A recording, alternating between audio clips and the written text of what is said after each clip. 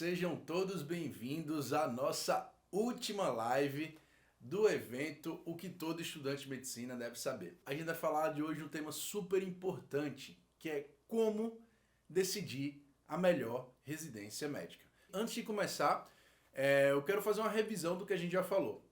No nosso primeiro dia, na sexta-feira, no dia 1º de julho, nós fizemos uma live que a gente decidiu um marco. A gente decidiu que essa metade do ano de 2022 a gente faria de uma maneira diferente. A gente estabeleceu que uma data de mudança do mindset, mudança da forma de pensar e principalmente na forma de agir. Eu sei que todo mundo aqui tem um sonho, eu sei que todo mundo aqui está acordando mais cedo em busca desse sonho. E o que eu quero te mostrar e te provar para que você veja que todo esse processo vale a pena. Eu passei por todo esse processo. Há poucos anos eu era igual a você, um estudante de medicina que tentava acordar mais cedo, que dava mais do que se pedia, eu me entregava mais porque eu esperava mais do que aquilo. E aquela frase que eu falei no primeiro dia, que o seu sonho é do tamanho do seu esforço, é a maior verdade que tem.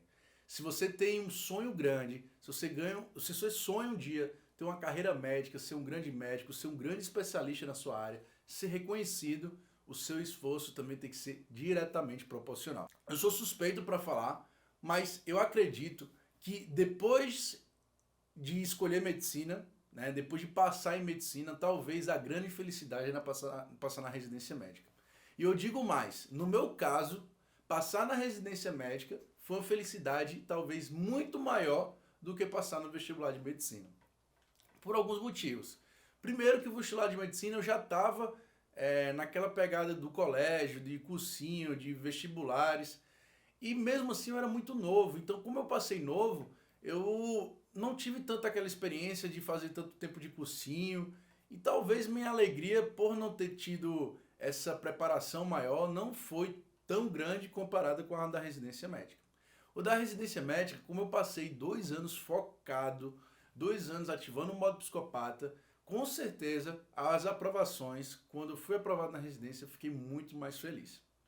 E hoje eu quero que você saia daqui com uma tranquilidade, sabendo pelo menos o caminho para escolher a melhor residência médica para você.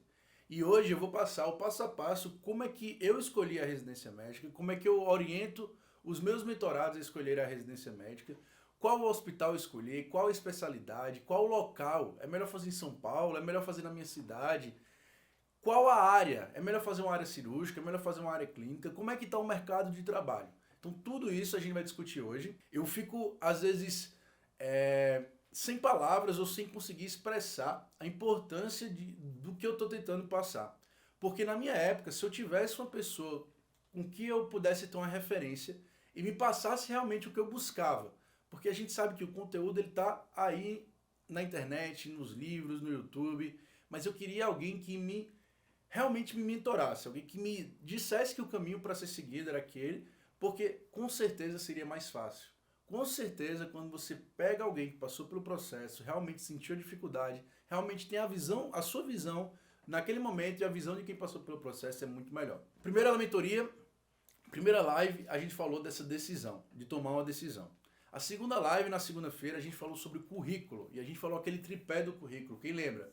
O ensino, a pesquisa e a extensão. O ensino, a pesquisa e a extensão, as ligas acadêmicas, participação em congresso, tudo isso a gente falou nesse segundo dia do currículo, que é muito importante para a formação acadêmica. Lembrando que o currículo é importante para as provas de residência, mas não é tão importante para as provas. O mais importante é o que você vai aprender com o currículo, as soft skills, as habilidades que você vai aprender ao longo da formação desse currículo. Combinado?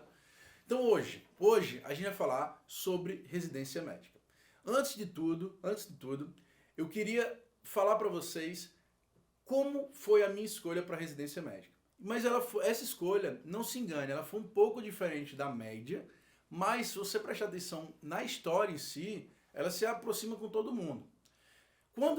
No primeiro período, quando eu entrei em medicina, me deparei com aquele mundo que para mim era novo, e quem sabe um pouco da minha história viu que minha decisão entre direito e medicina foi um pouco ali em cima da hora, não foi tanto por gosto, foi mais por uma decisão também que teve uma influência um pouco dos meus pais. apesar de não ter nenhum médico na família. E aí, quando eu entrei em medicina, que eu comecei a estudar, eu me deparei logo com aquelas matérias, né? Bioquímica, biofísica, biologia celular. E eu não era muito bom em biologia na época do colégio, não gostava muito, porque era aquela parte de planta, de reino. E aí vegetal, eu não tinha muito esse interesse. Mas aí quando eu comecei a estudar o Ângelo Machado, aquele livro de neuroanatomia funcional, foi que me veio o grande start. Isso é fantástico. Quando eu comecei a estudar, que a gente tinha um substrato anatômico, né? Que a gente tinha o nosso cérebro, que é um órgão sólido que você pode ver, você pode tocar. E esse órgão sólido possui várias células, que essas células se comunicando, são os neurônios, né? Que se comunicando, são as sinapses, que é uma comunicação de uma forma química e elétrica. Química na sinapse, quando solta o neurotransmissor, e elétrica no potencial de ação. Então, quando essas células estão se comunicando lá, nesse bloco de massa cinza, forma algo inconsciente, forma algo abstrato, que é a nossa consciência, que é quem a gente é, que é a nossa razão. E isso me deixou muito impressionado, como é que células ali que eu vejo, microscópicas, se comunicando, formam algo que é nossa consciência, que é algo que é nossa razão. Eu achei isso muito incrível. E aí saber que tinha uma especialidade médica que você poderia operar as pessoas naquela área, e que algumas pessoas, as doenças aparecem até com mudança de comportamento, mudança da personalidade por causa de um tumor naquela região. Isso realmente me impressionou, isso realmente me chamou muita atenção. E aí eu coloquei na minha cabeça, eu quero ser neurocirurgião. E aí, por que eu falo que minha história é um pouco diferente das pessoas? Porque talvez no primeiro período da faculdade, você não entra com aquela cabeça de já vou escolher minha residência. Eu também não entrei com essa cabeça. Porém, uma coisa me deu um gatilho, né? Um gatilho lá me despertou. E naquele primeiro período eu decidi fazer a residência médica. Qual a importância disso para você, pessoal? Porque, entenda, o meu gatilho de fazer de fazer a residência foi o Ângelo Machado. O meu gatilho de fazer neurocirurgia foi ler um livro. Porém, o seu gatilho de você fazer, sei lá, oftalmologia, talvez foi um médico que você acompanhou, que você viu, que você admira, e que você admira um pouco a vida dele. Se você quer ser psiquiatra, dermatologista, cardiologista, cirurgião cardiovascular, neurocirurgião, você talvez admire alguma pessoa, ou viu como é que aquela pessoa está naquela vida depois de formado ou como especialista, e você quer seguir aquela vida, ou admira a vida profissional, ou admira a qualidade de vida daquele médico. Então, existem gatilhos que vão te despertar o desejo por algumas áreas. Escutem bem, existem gatilhos que vão te despertar desejos por algumas áreas. Eu coloquei na minha cabeça que queria ser neurocirurgião no primeiro período. Porém, ao longo da faculdade, a gente sabe que a gente vai namorando com outras especialidades. E aí, o que é que aconteceu? Eu descobri uma doença, que é uma doença autoimune, que é uma doença reumatológica, que se chama espondilite anquilosante. Essa doença não tem cura, é uma doença crônica que nos tempos, há 20 anos, antes das novas medicações, era uma doença que o fim da vida era ficar de cadeira de rodas. E eu descobri que eu tinha essa doença no meio da faculdade de medicina. Com a crise de uveíte, com a inflamação no olho, quem já viu aí as lives de passarinho antigamente viu que eu fiz a live até com tapa-olho, tinha crise na coluna. E por causa dessa questão na coluna, né, a espondilite anquilosante era uma doença primordialmente da coluna, então eu queria fazer coluna. E aí eu percebi, neurocirurgião pode fazer coluna, mas também o ortopedista pode fazer coluna. E é mais rápido fazer pela ortopedia, né? Você faz 3 anos de ortopedia, você já é ortopedista, e aí depois você faz uma sub de coluna. E aí também uma época eu namorei com ortopedia. Também teve outro momento que eu comecei a ver a qualidade de vida dos anestesistas, né? Eu vi que alguns anestesistas trabalhavam só de plantão, outros nem ficavam o plantão todo. Aí às vezes a gente trabalhava como clínico, trabalhava o plantão todo, o anestesista às vezes fazia 1 ou 2 cirurgias, e aí isso começou a me encantar o estilo de vida, ficar no centro cirúrgico, ter contato com todas as especialidades cirúrgicas. E aí uma época também eu queria fazer anestesia. E aí outra época eu comecei a estudar muito psiquiatria, uma nova abordagem da psiquiatria, e para onde a sociedade estava caminhando, né? Todo mundo muito ansioso, todo mundo despertando fobias. E aí também teve uma época que eu namorei com psiquiatria. Tá entendendo que eu decidi fazer neurocirurgia no primeiro período. Porém, ao longo da faculdade, eu fui vendo alguns professores que eu admirava. Às vezes não admirava nem a matéria, mas admirava o professor. E às vezes aquela matéria do professor me encantava. Eu tive um professor de cirurgia vascular muito bom. E teve uma época que eu, fazendo a matéria lá de cirurgia vascular, uma vez, cara, eu acho que eu vou fazer cirurgia vascular. Né? Aí você começa a ver o lado bom da especialidade, mas depois você vê, eu vou ficar vendo, às vezes, aquele pé diabético, a rotina é muito você ver essas questões de necrose, de amputação, será que eu vou querer isso pra mim? E aí você vai namorando e você vai decidindo o que você quer pra você. Pessoal, o principal ponto que eu quero dizer, você que está na faculdade de medicina, se exponha. Se eu não tivesse lido o livro do Ângelo Machado no primeiro período, talvez minha história tivesse sido outra. Talvez eu não estivesse aqui falando para vocês, talvez eu não tivesse ter passado em 10 residências, porque não me forçou a estudar muito, já que não poderia ser uma especialidade tão concorrida. Então, quando eu digo para você se expor, é viver experiências das mais diferentes áreas. Talvez você ache que não goste de psiquiatria, mas você às vezes nunca teve o contato, você não sabe como é o dia a dia da psiquiatria. Você não sabe se realmente psiquiatria só atende paciente doido ou aqueles pacientes realmente que são esquizofrênicos, é uma menor parcela do seu dia a dia, a maior parte do seu dia a dia é mais depressão, ansiedade, bipolaridade. Será que você que tem aquele sonho de ser cirurgião plástico, será que cirurgia plástica é sempre operar pacientes, dar resultado bom, ou se não tem os riscos e é uma especialidade que tem um alto índice de judicialização? Então, todas as especialidades têm o seu lado positivo e o seu lado negativo. Todas as especialidades têm o seu lado positivo e o lado negativo.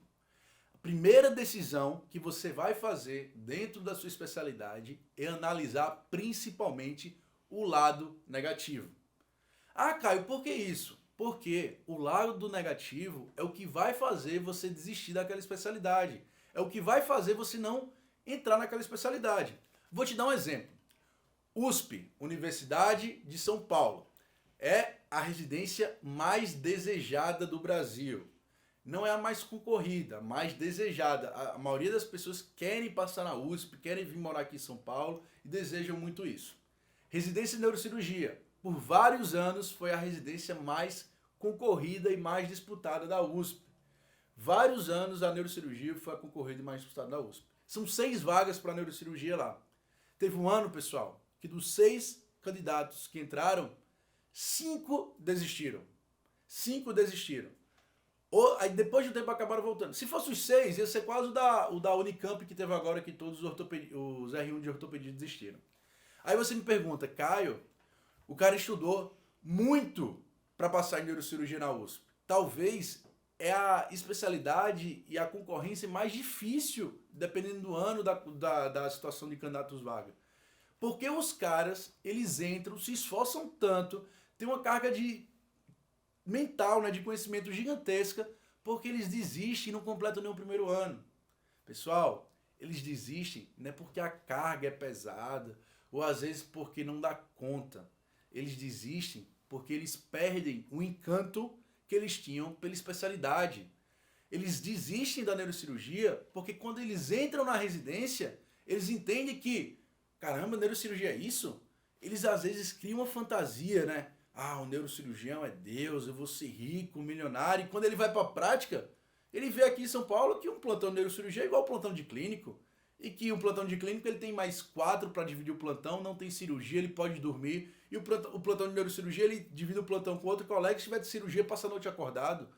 E aí ele começa a entender que a realidade não é tão fantasiosa como criaram para ele. O que estão te vendendo hoje da medicina é um crime. O que estão te vendendo hoje do futuro que você vai ter, da realização com dinheiro, isso é um absurdo, pessoal. Eu sou de João Pessoa, quando eu me formei lá há 6 anos, e até hoje é mais ou menos isso, um plantão de clínico na UPA estava R$ 543, 12 horas. Em João Pessoa, uma capital. Numa UPA, se R$ 543 você vai ganhar por 12 horas, você dividir 543 por 12, dá menos de R$50 a hora.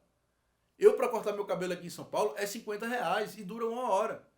Então, imagina um médico que se passou 6 anos de formação, passou pelo vestibular difícil, passou pela faculdade, ele vai ganhar semelhante a um profissional, não é menosprezando o barbeiro ou outro profissional, Mas eu estou comparando o tempo de aperfeiçoamento de uma técnica, que é para você se tornar médico, e a dificuldade para você fazer isso. São 6 anos integral aprendendo, para você receber igual um profissional que às vezes não precisa nem de um curso técnico para fazer uma atividade.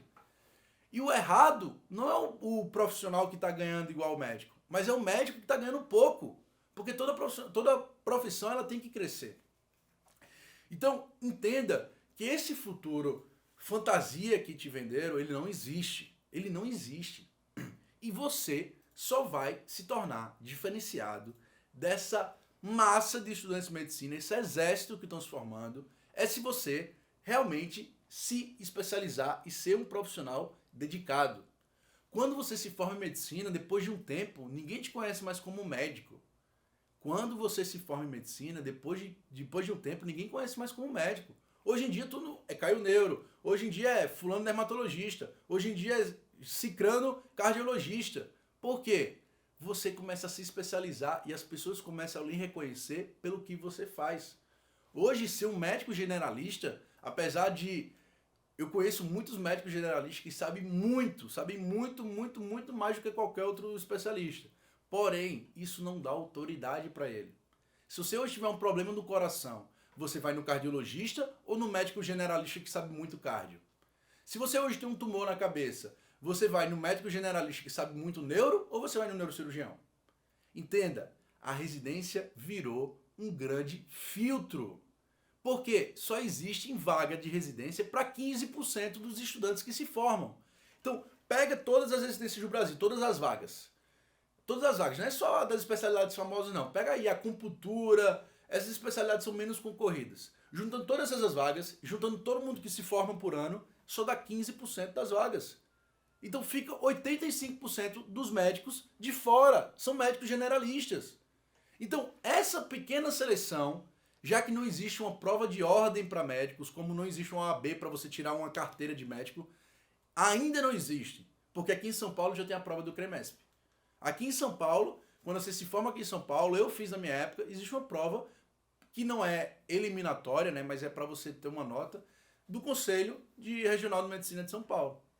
Então, colocar na sua cabeça que a residência médica, você se especializar, e quanto mais for de verdade essa especialização, quanto melhor for sua residência médica, quanto melhor for sua formação, mais rápido você vai chegar no ponto onde você quer chegar.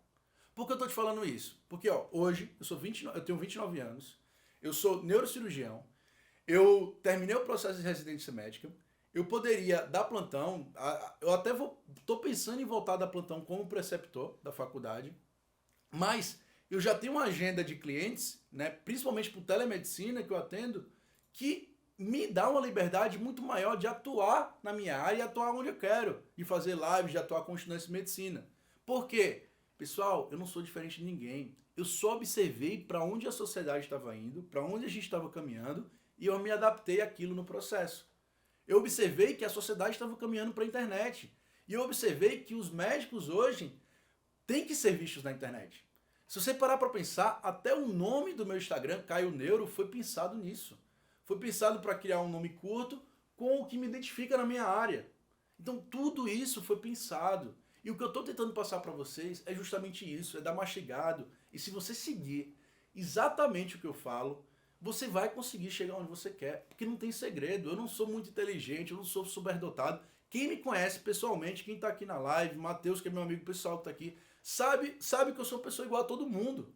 A grande diferença é que eu estudei o processo. Eu aprendi como é que faz prova, eu aprendi como é que realmente faz medicina e realmente como é que se torna médico. E isso que eu estou tentando passar para vocês. Então, primeiro passo de você escolher sua especialidade, sua residência, é se expor. Porque quando você se expõe, você ativa gatilhos. O meu gatilho para fazer neurocirurgia foi ler o Ângelo Machado. Se eu não tivesse lido o Ângelo Machado, talvez eu não tivesse esse gatilho. O gatilho de alguém fazer cirurgia plástica foi, às vezes, acompanhar um cirurgião no centro cirúrgico. Isso despertou, caramba, é isso que eu quero fazer. É aqui no centro cirúrgico que eu quero trabalhar todo dia. Outro gatilho de outra pessoa que está estudando foi alguém que quer fazer nutrologia. Caramba, eu quero trabalhar com atletas, eu quero emagrecer pessoas, eu quero fazer uma nutrição esportiva. Eu vou trabalhar com atletas, eu quero ser um nutrólogo. Então, faz a residência que você desejar. Você vai ser o grande especialista que você quiser ser se você se esforçar e seguir realmente o básico. Não vou te falar aqui um segredo que eu não contei ainda. Tudo que eu falo aqui nas lives é tudo que eu falo nos stories, é tudo que eu falo nos reels. Não existe segredo, não existe uma técnica, uma fórmula. Até o próprio modo psicopata é totalmente aberto para todo mundo aprender e aplicar. O difícil é aplicar. Então, a partir do momento que você se expõe, você vai ter várias experiências.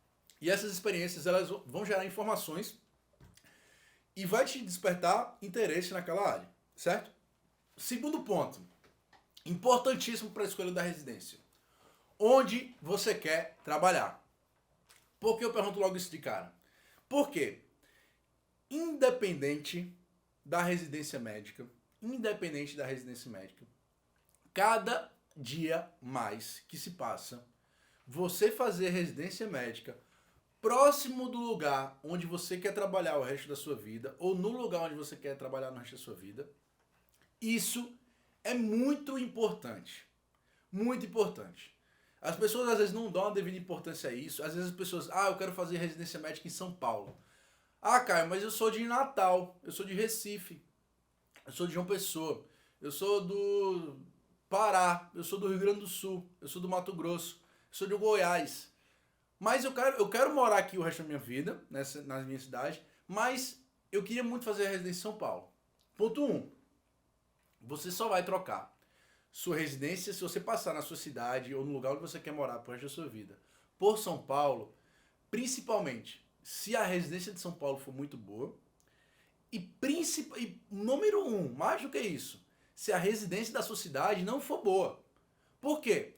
Se a residência, você quer fazer um exemplo, sei lá, pneumologia. Quero ser pneumologista. Na sua cidade tem uma residência de clínica médica muito boa, mas não tem uma de pneumologia, por exemplo. Qual é o ideal? Faz clínica médica na sua cidade. Não sai daí, começa a criar esse vínculo, porque entenda, medicina é muito networking. Medicina é uma área fechada, as especialidades são grupinhos fechados, que quando entra um novo médico ali, você tem que se adaptar. E para entrar nesse grupinho fechado, a principal forma é se relacionar, é fazer network.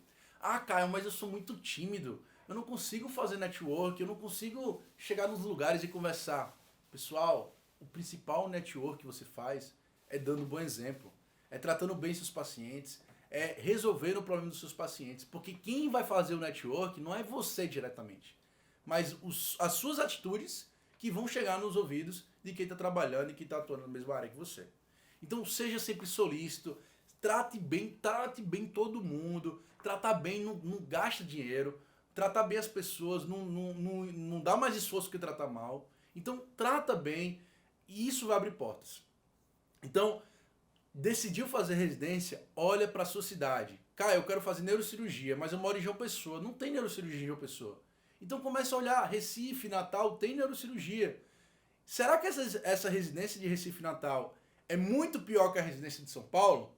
Eu começo a fazer essas comparações.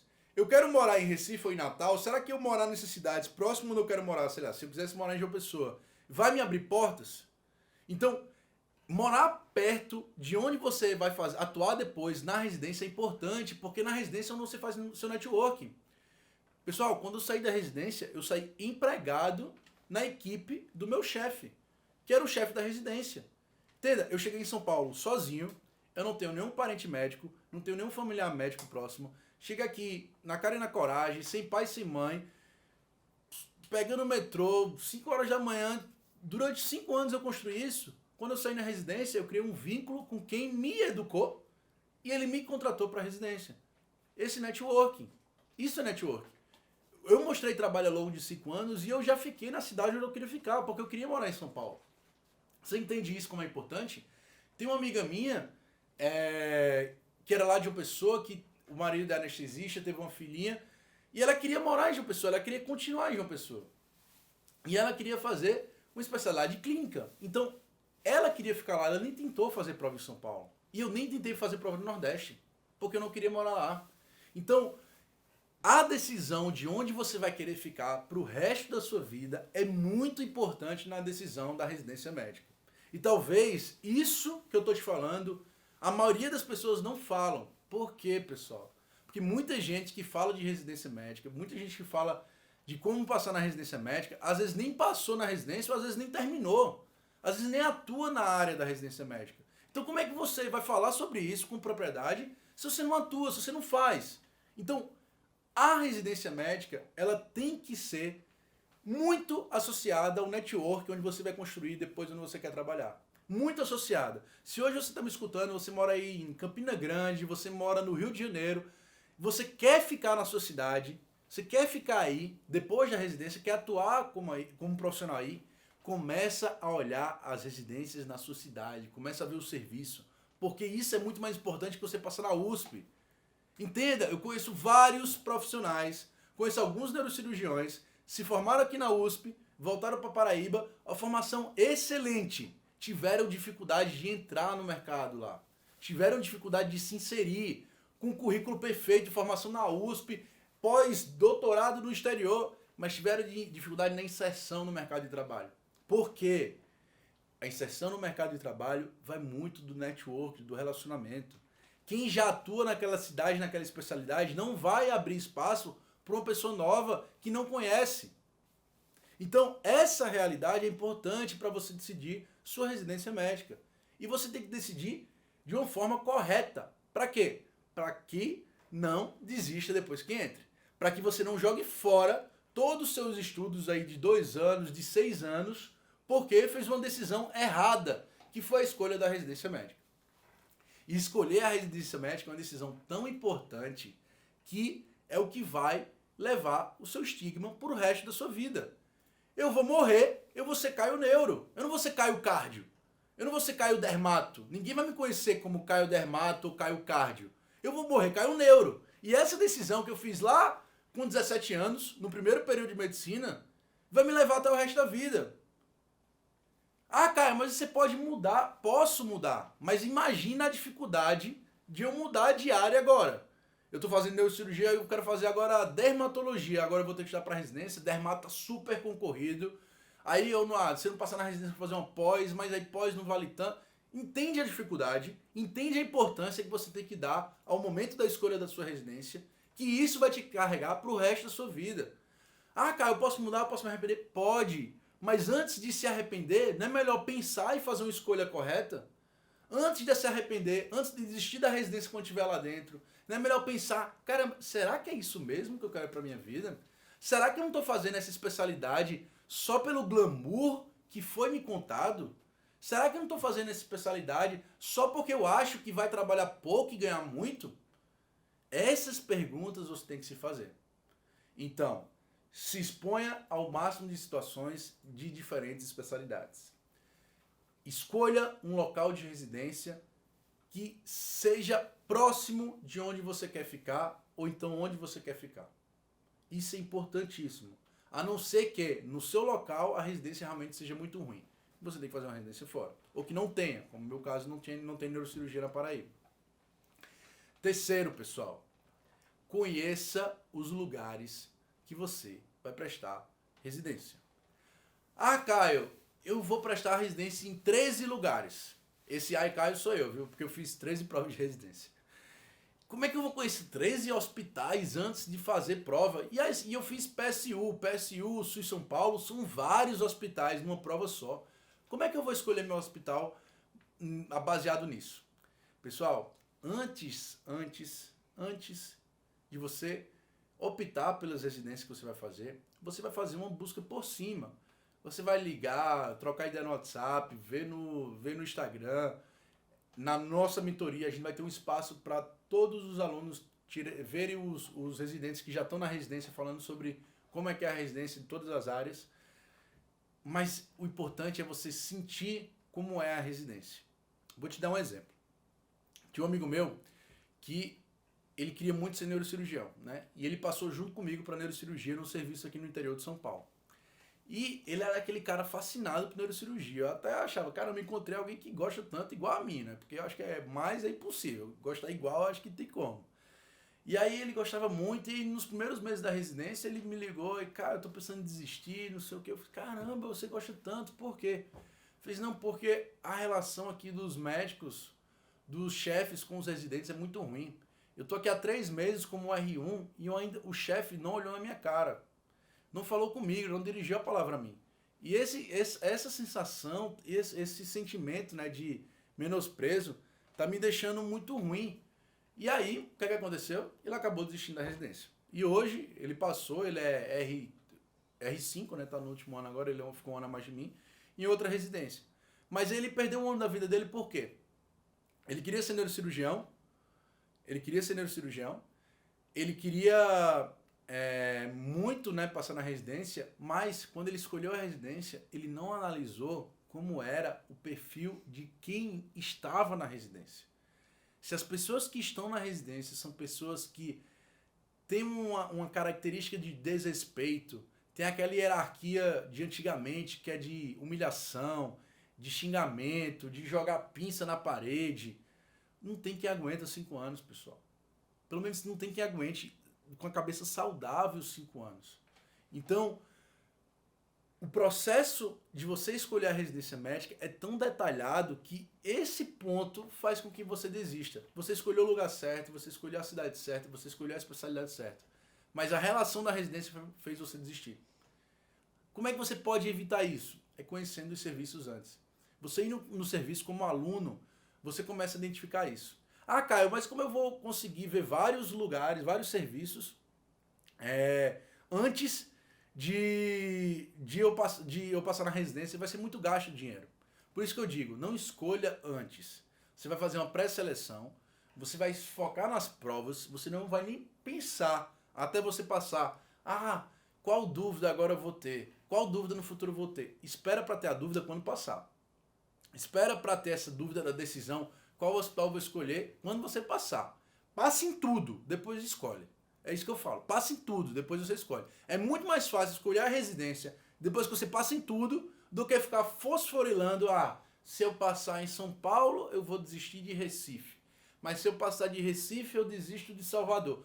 Tem gente que fica fazendo essas contas e não está estudando. E não está estudando, está fazendo o básico. Para de pensar no que não é para pensar no momento errado. Entenda. Escolha da residência médica é um peso que você leva para o resto da sua vida. Tanto a escolha certa, que vai ser o nome que vão te dar, Dr. Tiago, cardiologista, doutora Bárbara, dermatologista. Esse peso, você não vai ser conhecido como médico depois de um tempo, depois que se forma. Você é conhecido como médico ali nos primeiros anos depois da formação. Depois de um tempo você não é mais médico. Você é aquela especialidade.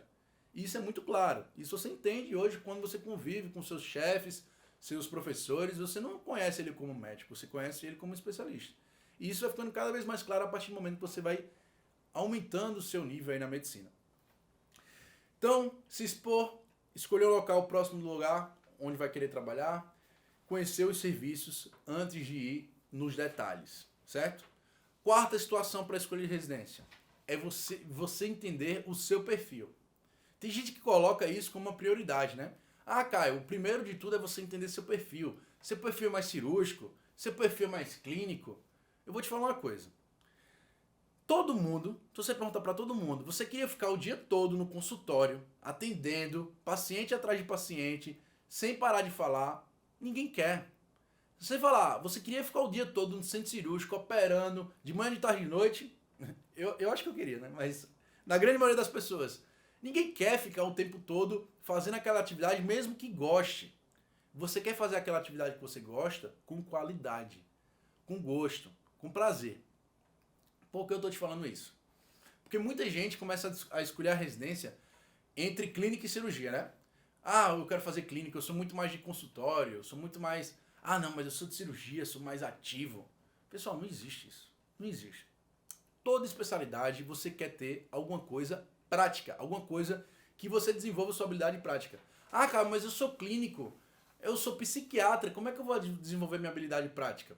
A habilidade prática não necessariamente é operar, mas você precisa fazer algo, nem que seja com sua fala, que cause intervenção no outro paciente. E para isso você precisa de uma estrutura, você quer estar num lugar confortável, mesmo que seja um clínico no consultório, mesmo que seja um cirurgião no centro cirúrgico.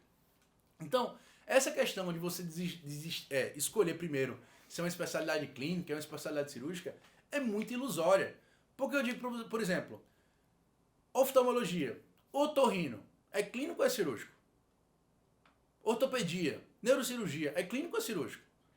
Ah, é cirúrgico, mas eu conheço muito neurocirurgião que 80, 90% do tempo dele é no consultório. Ele opera 10%. A maioria, por sinal, não é. A maioria é mais tempo de consultório, é mais tempo de clínica, é mais tempo de hospital, é mais tempo evoluindo, é mais tempo vendo o paciente, visita. Então, entende que essa decisão de é clínico, é cirurgia, isso é muito ilusório. Parece que quem está falando isso não fez medicina ou principalmente não atua com estudantes de residência ou com estudantes de medicina ou com os residentes.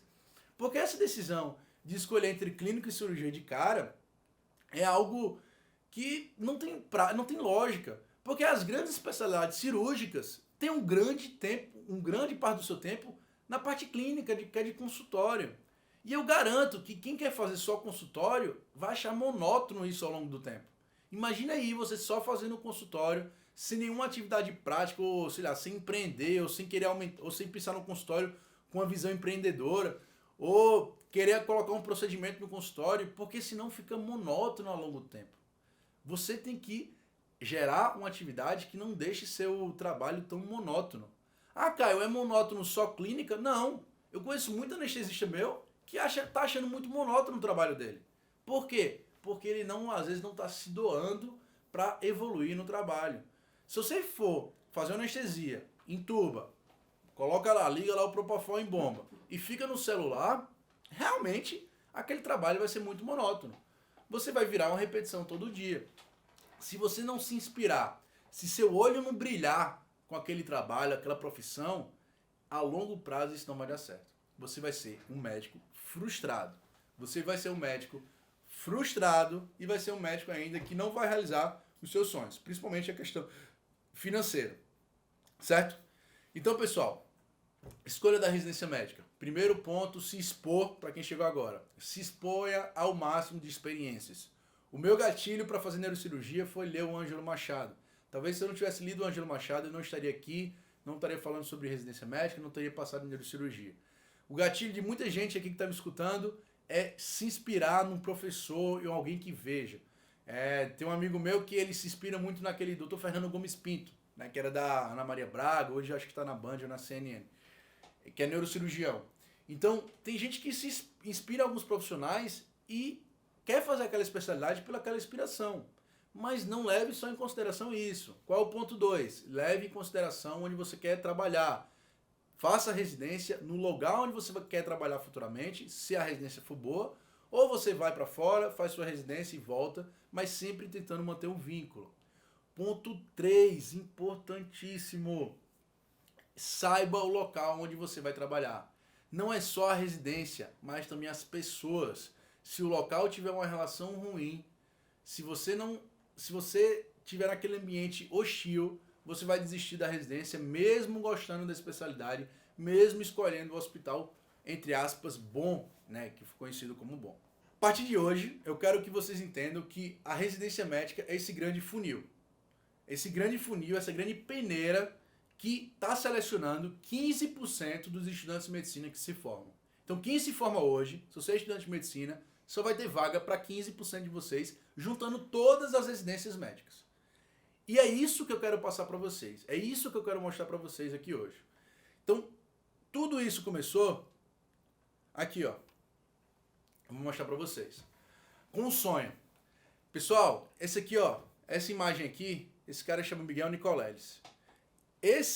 Essa imagem aqui era uma imagem que ficava em frente à minha escrivania quando eu estudava para residência médica.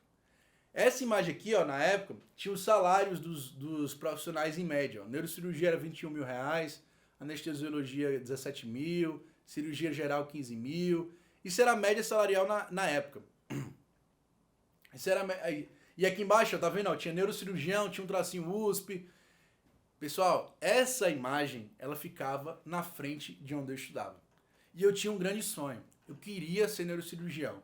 Aqui algumas fotos minhas operando e eu queria realizar esse sonho. E aí, o que é que eu poderia fazer para realizar esse sonho? Como é que eu poderia me diferenciar da média? Eu sabia que tinha muita gente estudando, tinha muita gente querendo neurocirurgia. Como é que eu ia me diferenciar da média? Foi aí que eu comecei a enxergar a realidade. E qual é a realidade? Essa aqui. Aqui, ó. Essa foto, eu novinho, acho que eu devia ter uns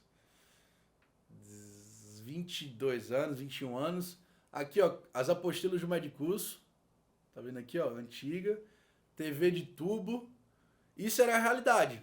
Isso é a realidade, talvez, que muitos se encontram hoje, né? Quando você vê essa foto aqui, que faz quase 10 anos dessa foto, e vê que eu já me importava com as apostilas do Medicurso, já estudava, e aqui embaixo, ó, era a minha realidade. Se você ver na foto de baixo, aquela imagem lá do Miguel Nicolela está aqui, e aqui as apostilas, o jaleco, tudo isso. Então minha realidade era essa, pessoal. Minha realidade era, eu queria ser diferenciado. Eu queria passar na residência e eu comecei a estudar o processo. Como eu vou ser diferenciado no meio que tá todo mundo igual? Como é que eu vou me diferenciar da minha sala se todo mundo assiste a mesma aula? Como é que eu vou me diferenciar dos outros estudantes de medicina do Brasil se todo mundo faz o Medgrupo, o Medcurso na época, né? Hoje já variou muito. Se todo mundo tem acesso à mesma informação, ao mesmo livro, ao mesmo conteúdo, como eu, um estudante mediano, vou me diferenciar para passar nas residências mais difíceis do Brasil, em São Paulo? E aí foi que começou a grande transformação. Eu comecei a entender o processo. Eu comecei a estudar como estudar. Eu comecei a estudar como eu poderia, em 4 horas, estudar 6 horas, estudar 7 horas. Por quê? Isso me sobraria tempo para ter mais tempo de lazer, para descansar, para estudar mais matéria que eu não conseguia ter estudado. Então, do meu sonho, eu comecei a enxergar minha realidade.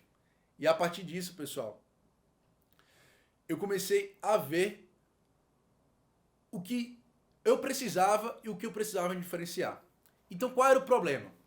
Todo mundo sabe que tem que estudar. Todo mundo sabe que tem que estudar. E aí eu comecei a entender, se eu queria passar em neurocirurgia, se eu queria vir morar aqui em São Paulo, eu sei que eu tenho que estudar.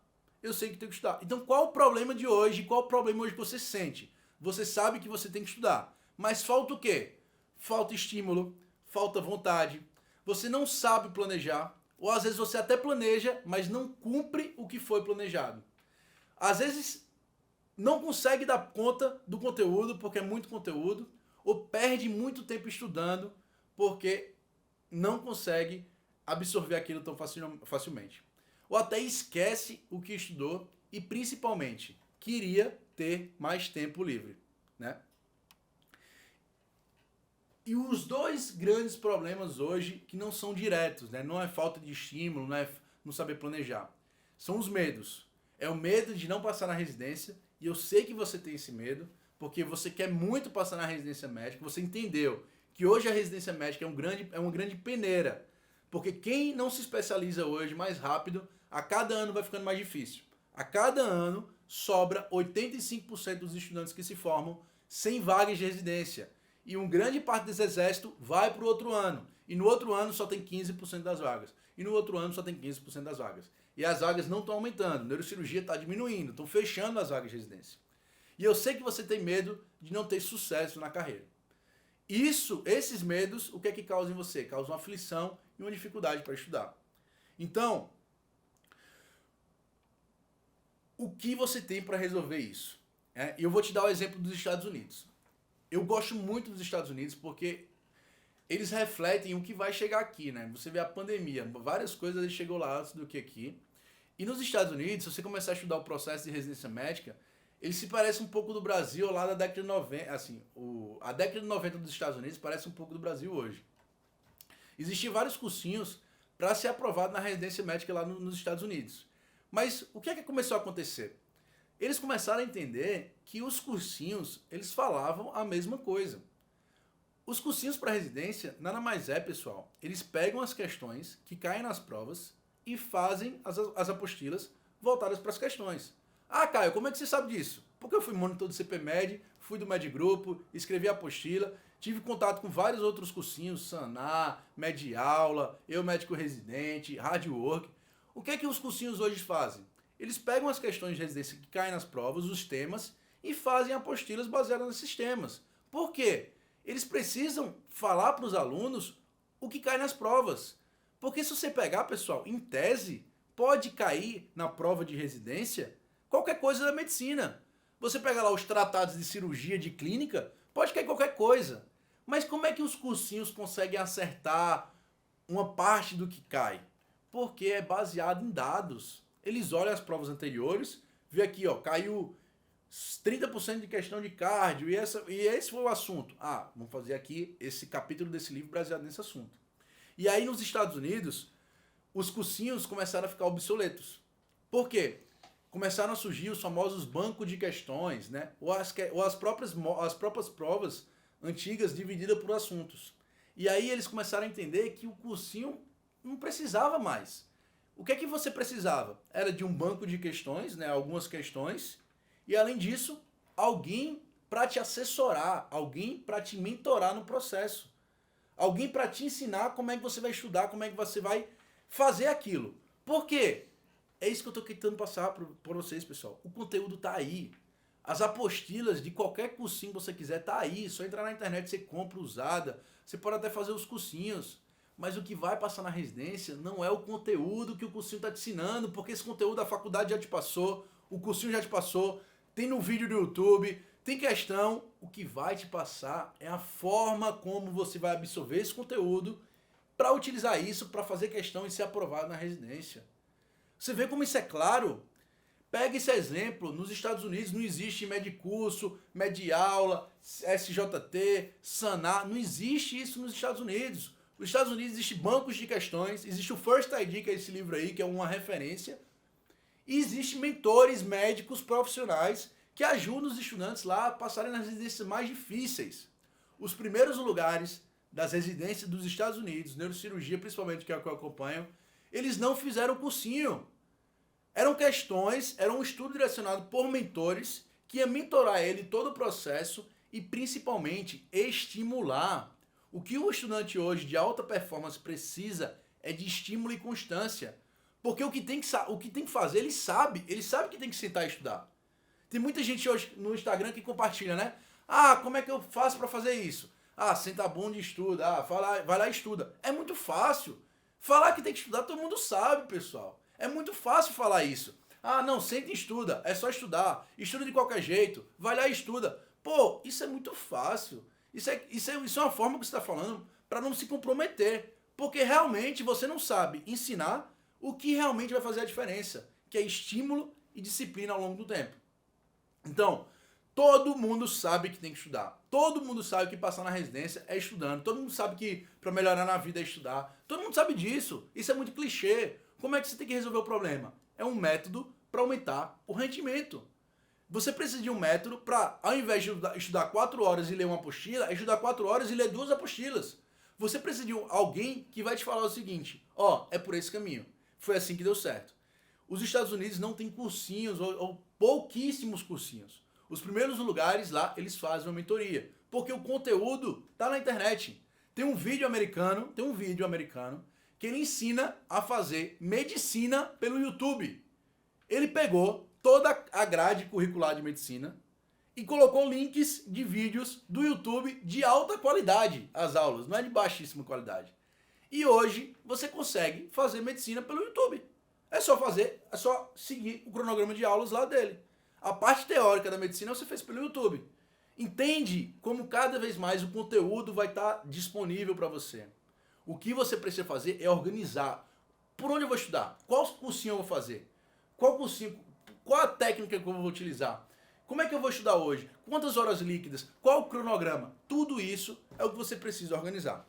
Tudo isso eu preparei ao longo aí de 2 meses, ao longo de 2 anos com o modo psicopata, mas essa residência de primeira, a mentoria, eu preparei para você que pensa igual a mim.